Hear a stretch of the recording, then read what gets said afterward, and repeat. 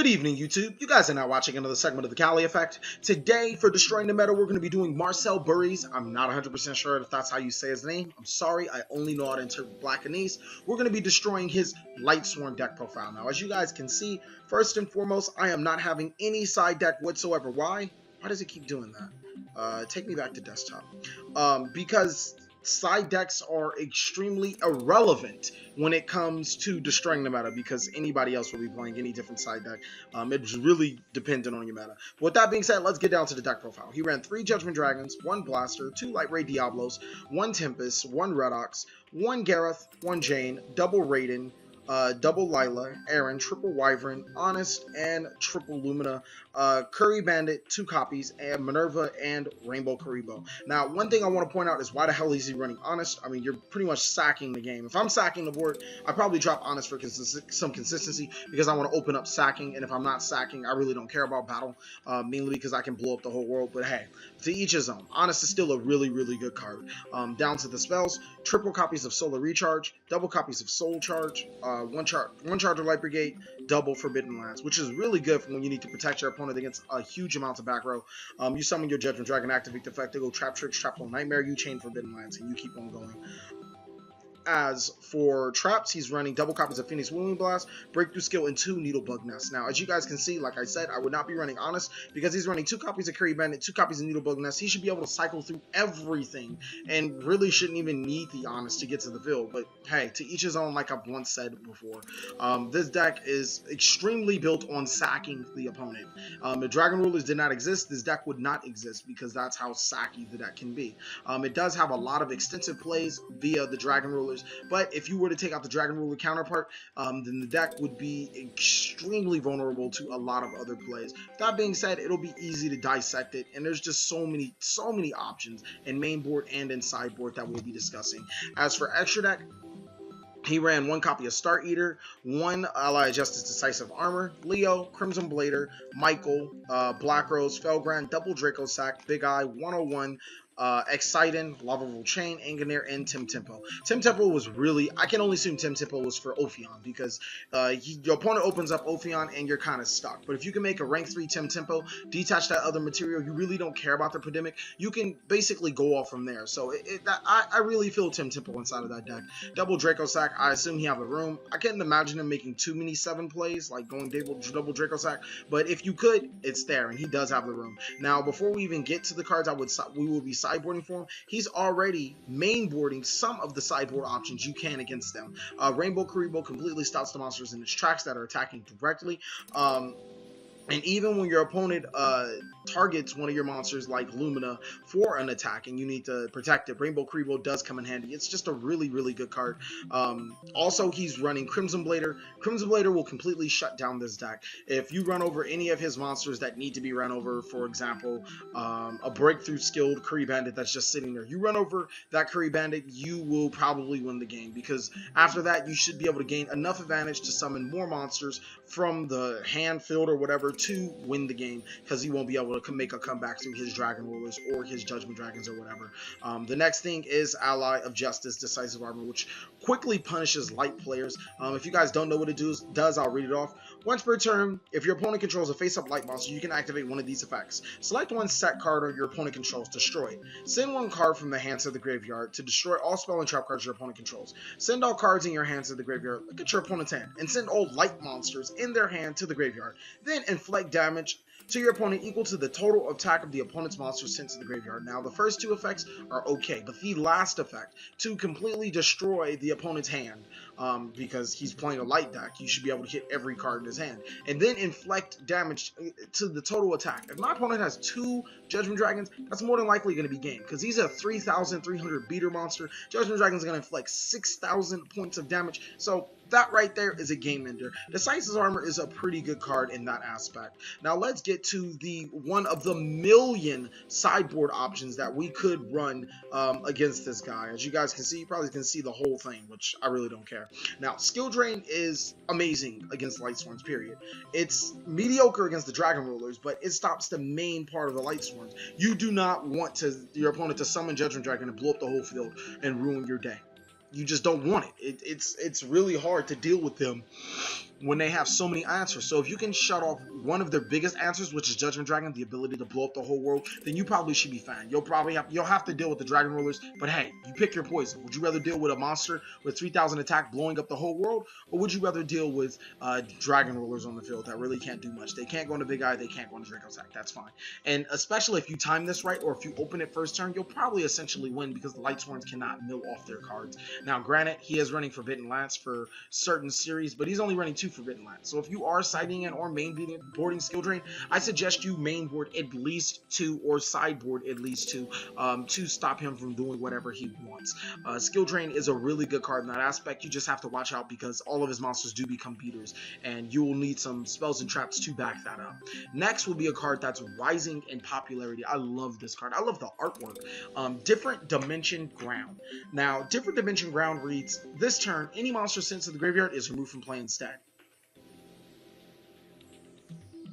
That's really, really, really good. You catch them on their end phase when they're trying to get rid of multiple cards. You remove them off from play. More often than not, that could probably create game on its own. Different Dimension Ground is a trap card, so you can catch them on their turn trying to do a whole bunch of wacky plays and all this other stuff. Or you can catch them on the end phase with their end phase mill, and you know, if they're milling a huge quantity of cards, then yes, they will be really hurt. The biggest thing I like about Different Dimension Ground is because you can control when cards are sent to the graveyard, as opposed to Macro and DeFi. If I'm playing a deck that doesn't like to be banished, I can sideboard this card and then still be able to banish the opponent's cards.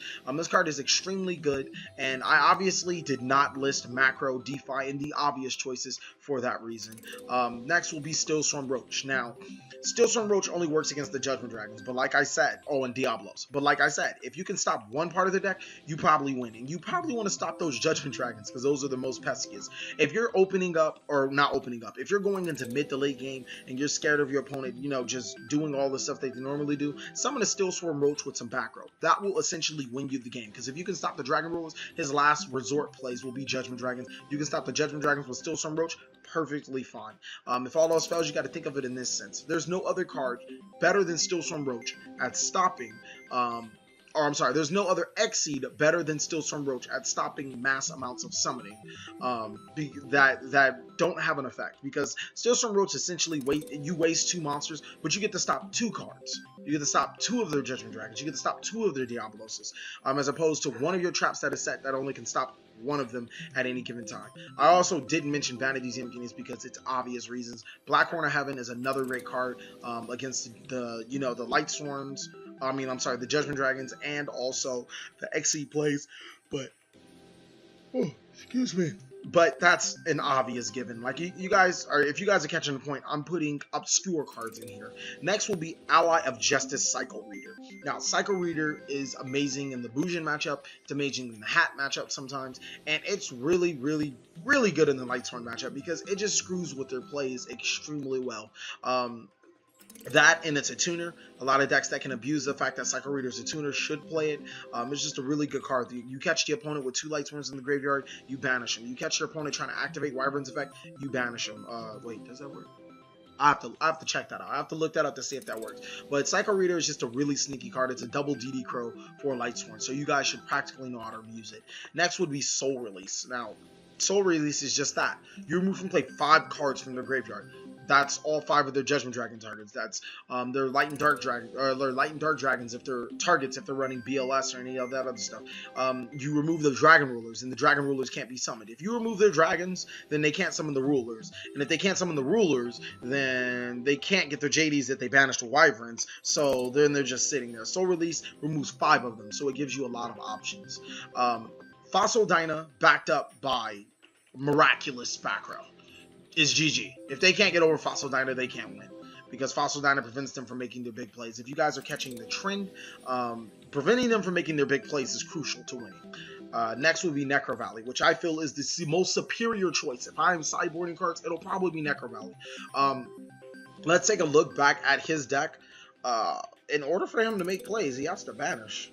You know, he has to banish his wyverns. He has to banish to summon dragon rulers. He could summon Judgment Dragon and blow up the world, but it's probably going to be milled off of wyverns. If he opens up Judgment Dragon, then I guess he opens up Judgment Dragon. Opening up first turn Necro Valley not only stops that, it stops their what am I thinking? It stops their Necro Garden plays for the bills that do play it. It's just a really, really good card at preventing them from going into their graveyard. It also stops Lumina, so if they don't open up with Lila or Judgment Dragon, it'll be extremely rough for them to get over a Necro Valley. Next would be Big Burn. Now, Big Burn, man, this card's really good. For those who don't know, I'm going to read its effect. You can activate this card when your opponent activates a card that targets a monster in the graveyard. Remove and play all monsters in both players' graveyard. Now, doesn't that just sound nasty? I don't even want to really go into detail. You can give them the Judgment Dragons to their hand with a Big Burn. It doesn't matter. They just lost their whole graveyard. There's no returning from that. There's no Michael return. They don't play any banish recursion in that deck. So this card just says, no, stop playing the game. And I think that this is one of the more highly underrated cards that could be played against them.